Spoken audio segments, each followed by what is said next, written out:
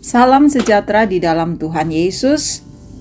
Kita jumpa lagi dalam renungan harian di hari ini Senin tanggal 28 Juni tahun 2021. Semoga Bapak Ibu Saudara-saudara kekasih-kekasih Kristus tetap berada dalam keadaan sehat dan terus berbahagia. Baiklah, kita bersama akan berdoa. Mari menghadap Tuhan dalam doa. Tuhan Yesus, Engkau baik, Engkau mengampuni kami dari dosa dan kesalahan. Engkau beri kehidupan yang kekal bagi kami. Kami bersyukur dan berterima kasih kepadamu. Tuhan, saat ini kami akan membaca firman-Mu. Roh Kudus tolong kami, biarlah kami dapat membaca dan merenungkan dengan baik. Firman-Mu akan menjadi pedoman dan penuntun dalam langkah hidup kami. Tuhan, bersabdalah, kami siap menyambut firman-Mu. Di dalam nama Tuhan Yesus kami berdoa. Amin. 2 Samuel pasalnya yang kedua ayat 1-7. Daud menjadi raja atas Yehuda. Kemudian bertanyalah Daud kepada Tuhan. Katanya, apakah aku harus pergi ke salah satu kota di Yehuda? Firman Tuhan kepadanya, pergilah. Lalu kata Daud, kemana aku pergi? Firman-Nya, ke Hebron. Lalu pergilah Daud ke sana dengan kedua istrinya, Ahinoam perempuan Yisrael, dan Abigail bekas istri Nabal orang Karmel itu. Juga Daud membawa serta orang-orangnya yang mengiringinya, masing-masing dengan rumah tangganya, dan menetaplah mereka di kota-kota Hebron. Kemudian datanglah orang-orang Yehuda, lalu mengurapi Daud di sana, menjadi raja atas kaum Yehuda. Ketika kepada Daud diberitahukan bahwa orang-orang Yabes Gilead menguburkan Saul, maka Daud mengirim orang kepada orang-orang Yabes Gilead dengan pesan, diberkatilah kamu oleh Tuhan, karena kamu telah menunjukkan kasih-Mu kepada tuanmu Saul dengan menguburkannya.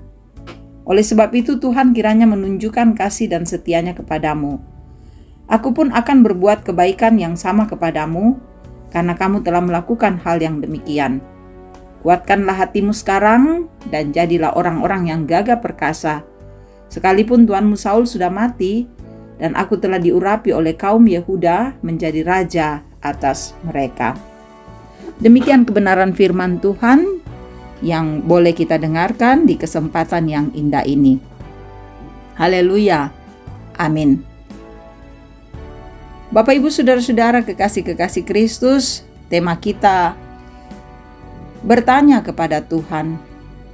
Mekutana lulako puang matua.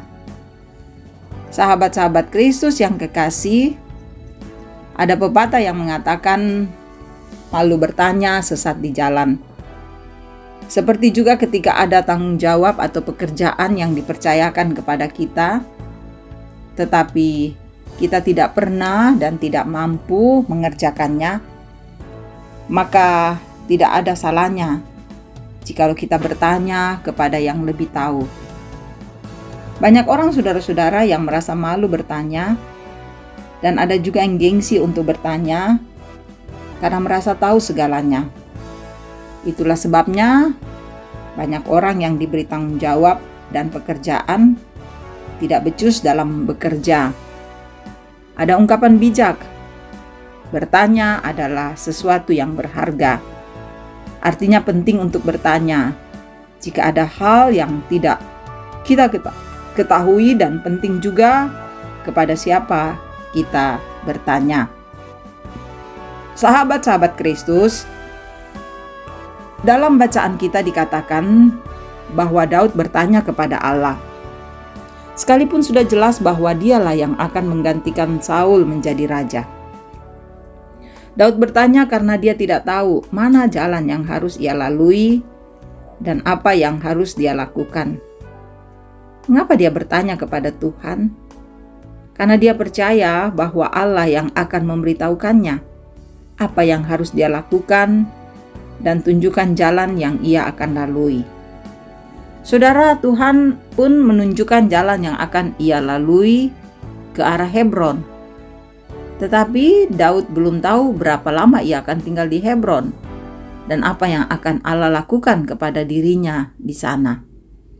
Sahabat Kristus, Daud tetap menjalani kehidupannya dengan keyakinan seperti yang Allah sudah tunjukkan kepadanya, sampai pada akhirnya Tuhan menyatakan kepadanya seperti yang sudah dijanjikannya, bahwa di negeri yang ditunjukkan Tuhan, kemana dia akan pergi, ke situ dia akan diurapi menjadi raja orang Yehuda. Saudara, banyak hal yang membuat kita bergumul, yang sering membuat kita bertanya-tanya. Alangkah baiknya kita bertanya kepada Allah, karena Dialah yang akan menjawab pergumulan kita dan menunjukkan jalan yang akan kita lalui.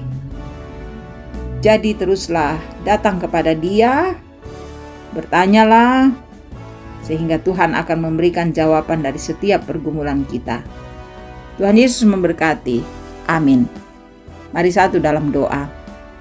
Terima kasih Tuhan, oleh kemurahan dan kebaikan-Mu kami boleh membaca firman dan merenungkannya.